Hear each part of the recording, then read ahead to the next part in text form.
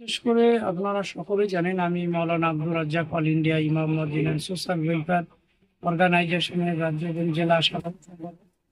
আমরা মুর্শিদাবাদ জেলাতে বিশেষ করে প্রশাসনের বিভিন্ন কর্মসূচিতে আমরা অংশগ্রহণ করি এবং আমাদের সংগঠন স্বেচ্ছাসেবী সংগঠন বিশেষ করে সাইবার নিয়ে যে বিভিন্ন ফেসবুকে সোশ্যাল মিডিয়ায় বিভিন্ন একটা গুজব ছড়ায় যে ছোটখাটো জিনিসগুলা সেগুলাকে বড় করে দেখানো হয়, হয়তো আগেকার বহু পুরাতন ঘটনা সেগুলাকে পুনরায় আবার আপডেট করা হয়।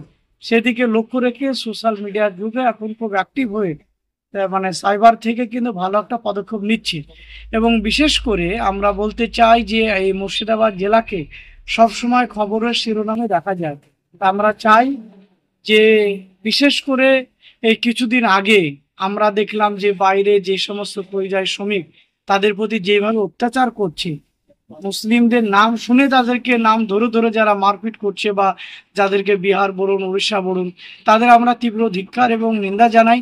তার সঙ্গে সঙ্গে আমরা পুলিশ সুপার এবং জেলা শাসককে আমরা স্মারকলিপি দিই যে বিশেষ করে মুর্শিদাবাদ জেলার মানুষ বিভিন্ন প্রান্তরে তারা পেটের জন্য তারা কিছু রুটি রোজগারের জন্য বাইরে কাজ করতে গিয়েছিল।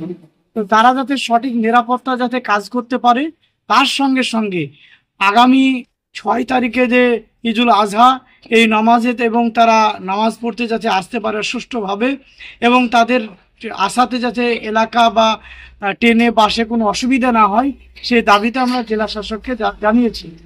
তার সঙ্গে সঙ্গে সোশ্যাল মিডিয়াতে কেউ বা কারা যদি খারাপ কিছু করে তার জন্য মুসলিম কমিউনিটি দায়ী নয়, যে করেছে সে ব্যক্তিগত ম্যাটার, কিন্তু তাদেরকে মুসলিমদের নাম ধরে ধরে উড়িষ্যাতে বিহারে ঝাড়খণ্ডে মারধর করছে, তার আমরা তীব্র নিন্দা এবং ধিক্কার জানাই।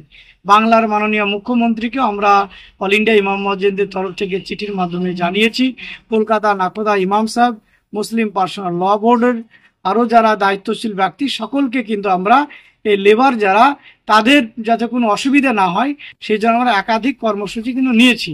আপনারা সকলেই জানেন যে গতকালকে